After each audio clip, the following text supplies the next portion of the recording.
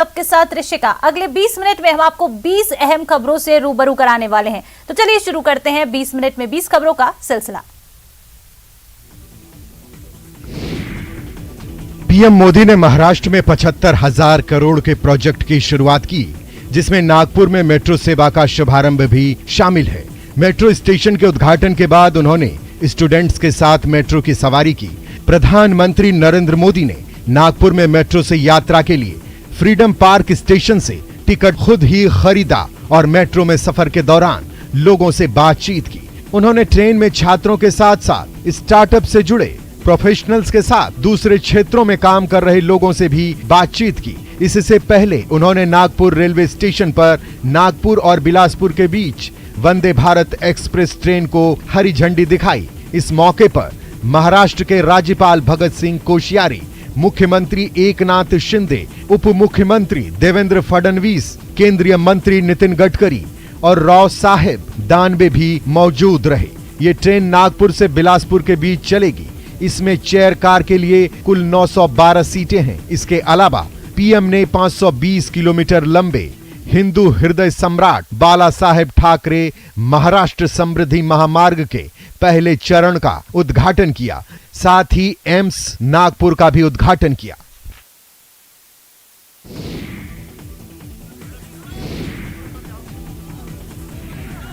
भारत जोड़ो यात्रा के दौरान राहुल राजस्थानी रंग में रंगे नजर आ रहे हैं। कहीं आदिवासियों के साथ डांस करते नजर आ रहे हैं तो कहीं बैलगाड़ी पर सवारी करते नजर आ रहे हैं। ऐसी ही एक शानदार तस्वीर आई है बूंदी के केशव राय पाटन से, जहां भारत जोड़ो यात्रा में राहुल गांधी बैलगाड़ी पर नजर आए। राहुल गांधी करीब 500 मीटर तक बैलगाड़ी में चलते रहे। जिला प्रमुख महावीर मीणा ने राहुल से बैलगाड़ी में चलने का आग्रह किया। हालांकि भारी भीड़ के चलते राहुल बैलगाड़ी की सवारी नहीं कर पाए।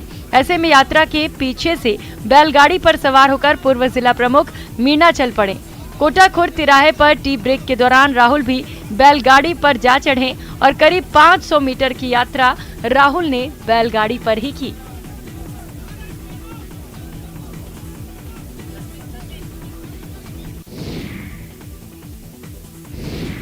केंद्रीय स्वास्थ्य मंत्री मनसुख मांडविया का अलग अंदाज वाराणसी में देखने को मिला, जब उन्होंने साइकिल की सवारी की।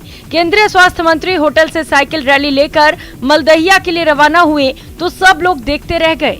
उनके साथ बीजेपी के कई नेता और कार्यकर्ताओं ने भी साइकिल चलाई। दरअसल बीजेपी के युवा मोर्चा ने पर्यावरण संरक्षण को लेकर जन जागृति के लिए इस साइकिल रैली का आयोजन किया, जिसमें बड़े उत्साह से केंद्रीय मंत्री भी शामिल हुए। केंद्रीय मंत्री ने कहा कि साइकिलिंग करने से पॉल्यूशन और ट्रैफिक का सॉल्यूशन होता है। इस यात्रा के माध्यम से हम जनता को संदेश देना चाहते हैं कि साइकिल का उपयोग करें। साइकिलिंग एक बेस्ट एक्सरसाइज तो है ही, उसके अलावा साइकिलिंग से पोल्यूशन का सॉल्यूशन भी होता है, ट्रैफिक का भी सॉल्यूशन होता है और इसलिए समाज में, सोसाइटी में साइकिलिंग का प्रचलन बढ़े।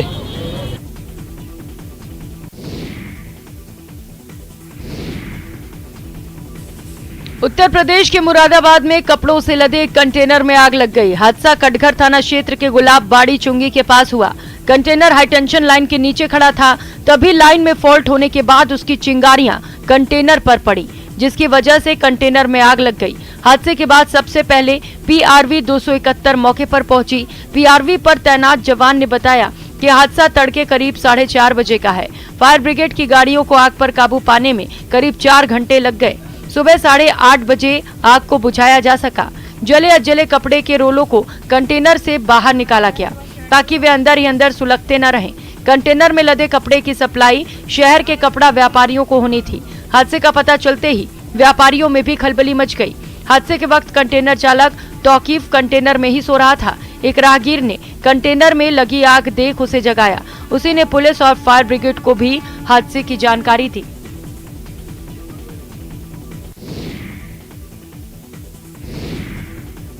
लोन लिया नहीं, लेकिन मकान की कुर्की जब्ती का नोटिस आ गया। बाड़मेर के राजीव नगर में एक परिवार के सामने अजीब सी दुविधा खड़ी हो गई है। जिस मकान को उन्होंने जीवन भर की जमा पूंजी लगाकर खरीदा था, उस मकान पर एक नहीं 2 बैंकों के कुर्की नोटिस सामने आ गए। इतना ही नहीं, मकान मालिक को मकान खाली नहीं करने पर पुलिस के जरिए जबरन कब्जा लेने की भी धमकी दी है। दरअसल कांजी भाई मेघवाल ने रिटायरमेंट की पूंजी लगाकर मकान खरीदा और मकान की बकायदा रजिस्ट्री और UIT से पंजीयन भी कराया, लेकिन मकान खरीदने के 6 महीने के बाद ही जालोर नागरिक सहकारी बैंक का नोटिस आया कि इस मकान के कागजात उनके पास है। इस पर महेंद्र सिंह नाम के शख्स ने लोन ले रखा है और उसकी किस्त भी नहीं भर रहा है। इतना ही नहीं, उसके कुछ समय बाद इसी मकान पर बैंक ऑफ बड़ौदा का भी नोटिस आया कि इस मकान पर लोन ले रखा है।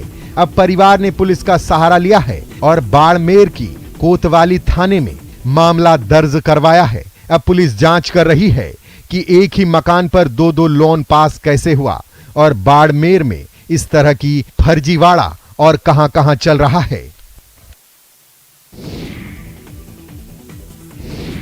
धीरे धीरे सर्दी अब अपने रंग में आ गई है। तेज सर्द हवाओं के कारण तापमान नीचे आ गया है, यानी अब गर्म कपड़ों के बिना गुजारा नामुमकिन सा है।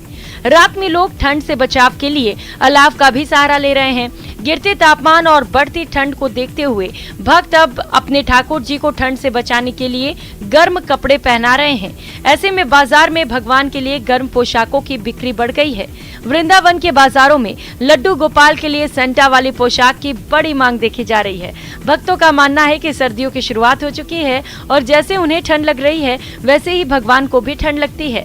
ऐसे में आराध्य को ठंड से बचाने के लिए वे लोग भगवान को गर्म कपड़े पहना रहे हैं। वहीं कारोबारी ने बताया कि सर्दियों को देखते हुए भगवान के लिए तरह तरह की पोशाक आ गई हैं, जिसमें गर्म कपड़े, रजाई, गद्दे भी शामिल हैं। उन्होंने बताया कि इस बार बाजार में सेंटा पोशाक आई है और लोग बढ़ चढ़कर कान्हा के लिए सेंटा पोशाक ले रहे हैं। और ठाकुर जी के दर्शन करने आए हम लोग। अभी ठंड पड़ रही है तो भगवान जी के पूरे कपड़े लेने के लिए यहाँ पे मिल रहे अच्छे उलेन, वो ले रहे हैं। सर्दियों में जैसे हमको ठंड लगती है, ऐसे ठाकुर जी को भी लगती है, इसलिए ये सर्दियों की पोशाक है। और ये क्रिसमस आने वाला है, सेंटा क्लॉज की पोशाक है।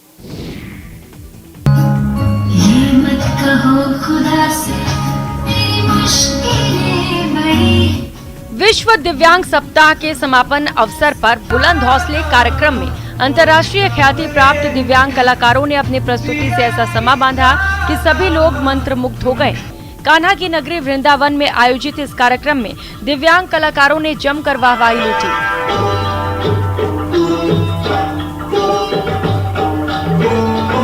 राजकोट से आए जयचनी यारा ने अपनी प्रस्तुति से सभी को हंसा कर लोटपोट कर दिया। वही दिव्यांग अंजलि ने जब एक पैर से डांस किया तो सभी हैरान रह गए। दिल्ली से आए नेत्रहीन दिवाकर ने अपने सधे सुर से संगीत की ऐसी तान छिड़ी कि लोग झूमने पर मजबूर हो गए। दिव्यांग कमलेश पटेल ने अपने हाथों पर नृत्य करते हुए कई करतब दिखाए, जिसे देखकर दर्शक मंत्रमुग्ध हो गए। कमलेश पटेल ने राष्ट्रीय गीत के साथ अपना अभिनय पूर्ण किया, जिसे देखकर पूरा हॉल तालियों की गड़गड़ाहट से गूंजने लगा।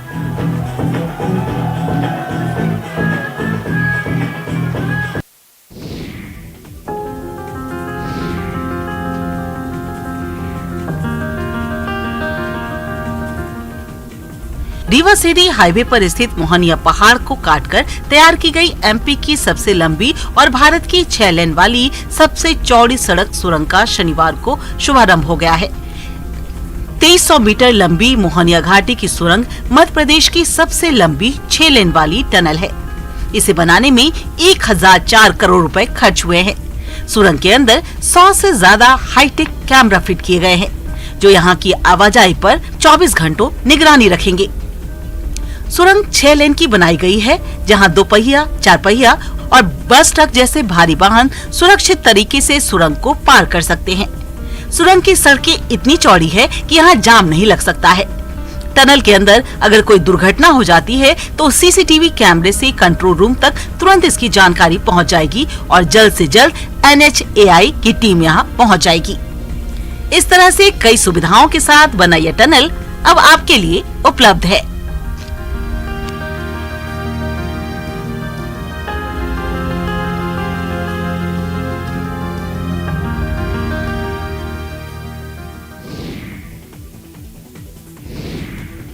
महाराष्ट्र के नासिक में एक तेंदुए को वन विभाग ने पकड़ने में सफलता प्राप्त की है। RFO ने बताया कि 10 दिन पहले शिकायत मिली थी कि नासिक के देवलाली के सैनी इलाके में एक तेंदुआ देखा गया है। वन विभाग ने शुक्रवार को जाल बिछाया और केंद्रीय विद्यालय के इलाके में तेंदुए को पकड़ लिया।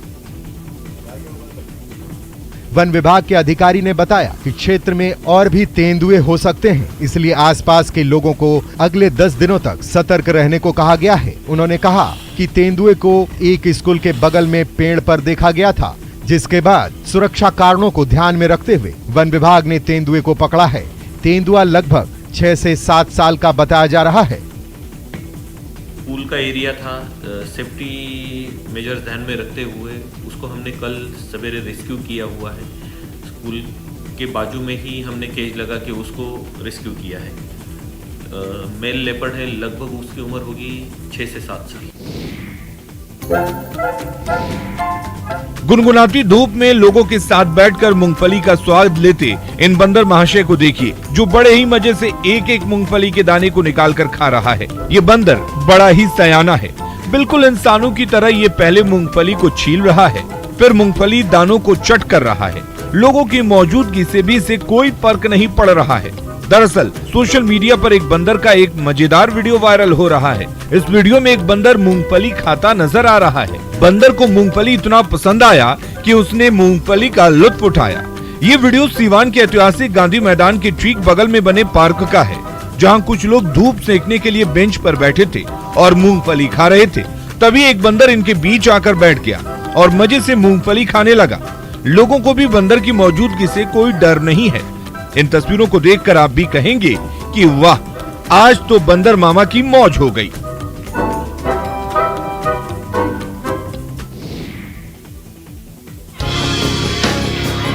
आपने कारों की रेस तो देखी होगी, लेकिन हम आपको दिखाने जा रहे हैं बैलगाड़ियों की रेस। ये तस्वीरें मध्य प्रदेश के बुरहानपुर से सामने आई है। दरअसल खेत में रफ्तार की ये तस्वीरें कोई फॉर्मूला रेस की नहीं है और न ही किसी घुड़दौड़ की है। जी हाँ, ये है छकड़ा रेस, यानी इस रेस में बैल दौड़ते हैं, बैलगाड़ी दौड़ती है। आमतौर पर बैलगाड़ी को लेकर आपकी धारणा यही होगी, ये पुराने दौर के यातायात के साधन है।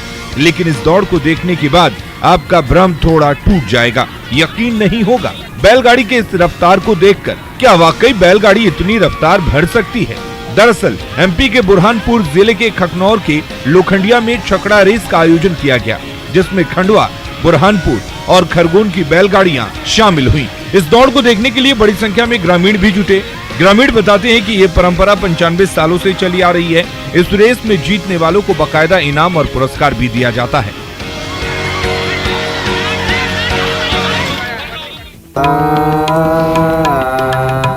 कहते हैं प्रतिभा किसी सुख सुविधा की मोहताज नहीं होती, ये बस व्यक्ति के रुचि और जुनून पर निर्भर करती है। तस्वीरों में दिख रहे शख्स का नाम दीपक है, जो कड़ाके की ठंड में जमीन पर बैठकर संगीत रियाज कर रहे हैं। दीपक पेशे से ड्राइवर का काम करते हैं, पर संगीत इनका सपना है। इनका गीत अपने जुनून की वजह से सबकी जुबान पर चढ़ गया है। लोहरदगा के किस्को प्रखंड के रहने वाले दीपक संगीत सीखने के लिए रांची आए हैं। पेशे से ड्राइवर हैं। हर रोज सुबह से 2 घंटे कड़ाके की ठंड में जमीन पर बैठकर रियाज करते हैं, फिर दिन भर निजी कंपनी के लिए गाड़ी चलाते हैं। पर सरकार की तरफ से कोई सहायता नहीं मिलती, लेकिन दीपक ने हार नहीं मानी। वे अपने संगीत से नाम कमाना चाहते हैं। वे बताते हैं कि झारखंड में पनपते कलाकारों के लिए सुविधा के नाम पर कुछ भी नहीं है। आर्ट एंड कल्चर केवल दिखावे के लिए है। गरीब कलाकार आज भी रोजी रोटी के लिए स्ट्रगल करते नजर आ जाएंगे।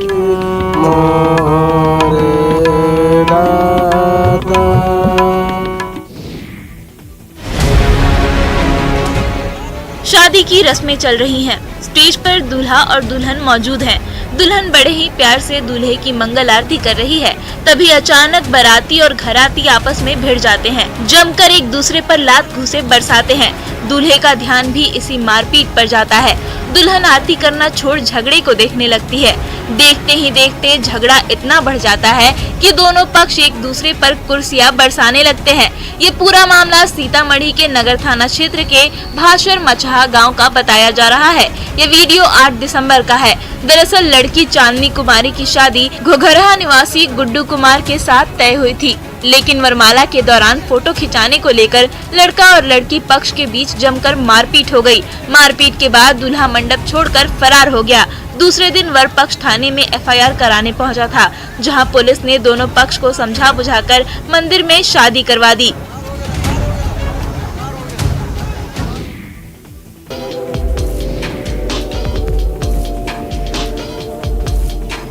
अंबिकापुर में युवा वैज्ञानिक ने ऐसा ई-बॉल तैयार किया है जो बदबूदार नालियों और तालाबों के पानी को साफ कर देता है और पीने योग्य बना देता है। नगर निगम अंबिकापुर में सफल प्रयोग के बाद अब देश और प्रदेश के कई नगर निगम इस ई-बॉल की मांग कर रहे हैं। युवा वैज्ञानिक प्रशांत शर्मा ने 12 सालों की मेहनत के बाद इस ई-बॉल को तैयार किया है। नगर निगम अंबिकापुर में ई-बॉल का प्रयोग पिछले 2 सालों से नालियों और तालाबों की सफाई के लिए किया जा रहा है।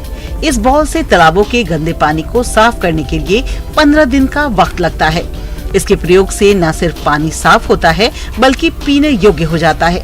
इस बॉल के कारगर प्रयोग से निगम के अधिकारी भी काफी संतुष्ट हैं। वहीं इस किफायती और असरदार बॉल की डिमांड दिनों दिन बढ़ रही है और देश के कई राज्य यूपी, राजस्थान, हिमाचल प्रदेश से इसकी मांग हो रही है।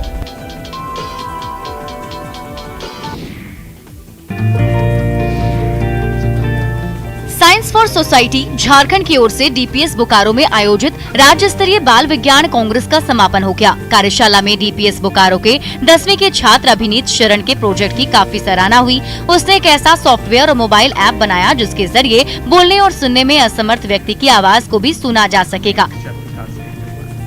असल में ये सॉफ्टवेयर इशारों की भाषा में बदलकर आवाज के माध्यम से आउटपुट देता है। इस प्रोजेक्ट से दिव्यांगों को कहीं भी अपनी बात रख पाने में सहूलियत होगी। वे अपने मोबाइल फोन में इस सॉफ्टवेयर को इंस्टॉल कर अपनी मन की बात आवाज के जरिए किसी को भी पहुंचा सकते हैं। दरअसल DPS बोकारो के छात्र अभिनीत शरण ने मूक बधिर के लिए एक खास सॉफ्टवेयर और मोबाइल ऐप विकसित किया है। इसकी मदद से उनके द्वारा इशारों में बताए जाने वाली बातचीत को विभिन्न भाषाओं में आवाज के तौर पर सुना जा सकता है। कंप्यूटर कोडिंग की मदद से सॉफ्टवेयर इशारों का ग्राफिकल एनालिसिस कर उसे स्पीच में कन्वर्ट करता है।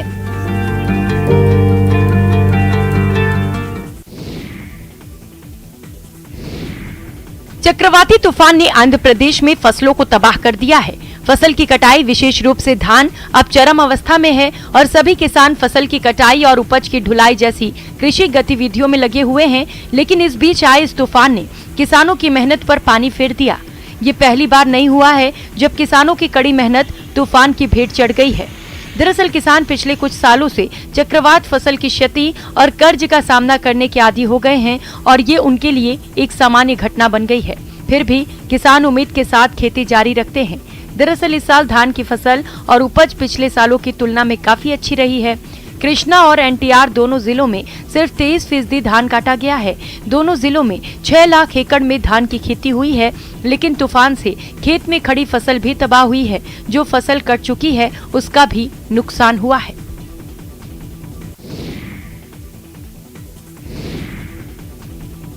जम्मू कश्मीर के राजौरी में पीर पंजाल रेंज में रविवार को भारी बर्फबारी हुई। बर्फबारी के चलते कुछ रास्ते जाम हो गए। रास्तों में बर्फ हटाने का काम जारी है। मौसम विभाग ने पहले ही जम्मू के पीर पंजाल क्षेत्र में भारी बर्फबारी और बारिश का अनुमान जताया था।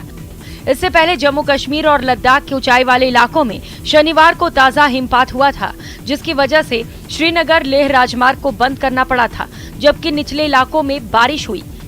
उत्तरी कश्मीर के बांदीपुरा जिले में गुरेज और केंद्र शासित प्रदेश लद्दाख के जोजिला दर्रा और द्रास में भी बर्फबारी हुई है। बर्फबारी की वजह से एहतियातन सड़क को यातायात के लिए बंद कर दिया गया है।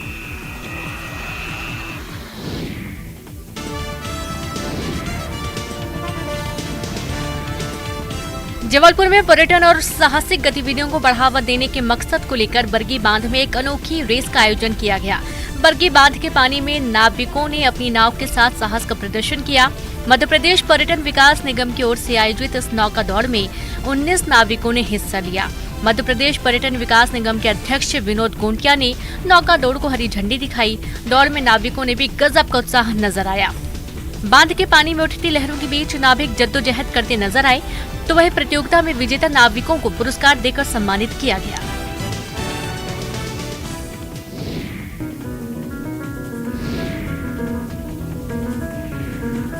कवर्धा के बोरला ब्लॉक के रानी देहरा जल प्रपात की सुंदरता देखते ही बनती है।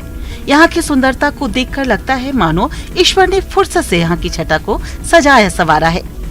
यहाँ मैकल पर्वत से घिरे होने के कारण कई प्राकृतिक स्थल भी हैं जो बारिश के बाद और निखर जाते हैं, जहाँ दूर दूर से पर्यटक पहुँचते हैं। यह झरना घने जंगलों के अंदर स्थित है। यहाँ पर चारों तरफ हरियाली देखने को मिलती है। यहाँ पर ऊंची चट्टानों से पानी कुंड पर गिरता है। झरना चिल्फी घाटी के पास में ये स्थित है। इस झरने तक पहुँचने का जो रास्ता है वह 2 किलोमीटर जंगल से होकर जाता है। झरने के पास जाने के लिए सीढ़ियाँ बनी हुई हैं। इस झरने में पर्यटक नहाने का मजा लेते हैं। इस झरने में घूमने का सबसे अच्छा समय बरसात और ठंड का है, लेकिन सरकार और प्रशासन की नजरअंदाजी से प्राकृतिक पर्यटन स्थल बेहाल है। यहाँ आने वाले पर्यटकों को कई तरह की असुविधा का सामना करना पड़ता है। यहाँ जलप्रपात तक पहुँचने के लिए रास्ता तक नहीं है। कच्चे पथरीले रास्ते से गुजरकर लोग यहाँ तक पहुँचते हैं। यहाँ सुरक्षा भी एक बड़ा सवाल है। ऐसे में प्रशासन की थोड़ी सतर्कता इसे पर्यटन का बेस्ट डेस्टिनेशन बना सकती है।